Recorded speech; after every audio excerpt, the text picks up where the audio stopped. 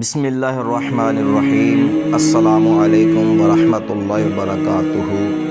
غلام محی الدین نوری آپ کی خدمت میں حاضر ہے۔ آپ دیکھ رہے ہیں میرا یوٹیوب چینل الجھن کی سلجھن۔ دوستو، جب سے پاکستان بنا تب سے لے کر اب تک ہم اپنے لیے حکمرانوں کا انتخاب کرتے چلے آ رہے ہیں۔ کبھی ہم نے نالیوں کے لیے حکمرانوں کا انتخاب کیا، لیکن نظام کے اندر کوئی اچھی خاصی تبدیلی نہیں آ سکی۔ کبھی ہم نے سڑکوں اور گلیوں کے لیے حکمرانوں کا انتخاب کیا، لیکن نظام کے اندر کوئی اچھی خاصی تبدیلی نہیں آ سکی۔ اور کبھی ہم نے گٹروں کی بنا پر اپنے لیے حکمرانوں کا انتخاب کیا، مگر نظام کے اندر کوئی اچھی خاصی تبدیلی نہیں آ سکی، چاہے وہ حکمرانی پیپلز پارٹی کی ہو یا پھر نون لیگ کی ہو، چاہے وہ حکمرانی کاف لیگ کی ہو یا پھر پی ٹی آئی کی ہو۔ اور جنرل پرویز مشرف کا دور بھی آپ حضرات کے سامنے ہے۔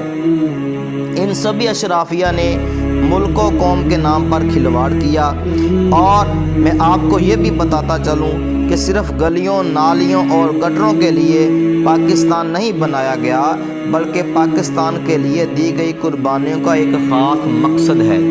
اسی مقصد کے لیے علامہ محمد اقبال نے محنت، کوشش اور اپنی شاعری کے ذریعے مسلم امہ کو جگانے کی کوشش کی، اور اسی مقصد کے حصول کے لیے قائد اعظم محمد علی جناح نے اپنی ساری زندگی بسر کر دی، اور علامہ محمد اقبال اور مسلم امہ کے خوابوں کو پایۂ تکمیل تک پہنچایا، اور پاکستان مارز وجود میں آیا، اور اسلام کی بنا پر پاکستان کی بنیاد رکھی گئی، اور یہ نعرہ بلند کیا گیا کہ پاکستان کا مطلب کیا؟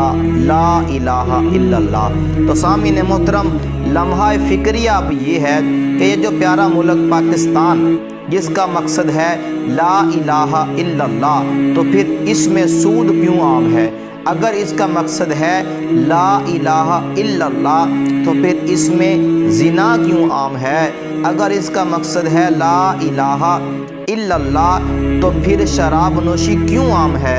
اگر اس کا مقصد ہے لا الہ الا اللہ، تو بنت حوا کی عزت کو داغدار کیوں کر دیا جاتا ہے؟ اگر اس کا مقصد ہے لا الہ الا اللہ، تو جوے اور زنا کے اڈے آباد کیوں ہیں؟ اگر اس کا مقصد ہے لا الہ الا اللہ، تو مسلمان کی عزت، جان اور مال محفوظ کیوں نہیں ہے؟ اگر اس کا مقصد ہے لا الہ الا اللہ، تو پھر ننھی زینب کی عزت کو داغدار کرنے کے بعد اس کو موت کی گھاٹ کیوں اتار دیا گیا؟ تو سامعین محترم، جواب اس کا یہ ہے کہ کبھی ہم نے ان چیزوں کی روک تھام کے لیے اپنا ووٹ استعمال ہی نہیں کیا۔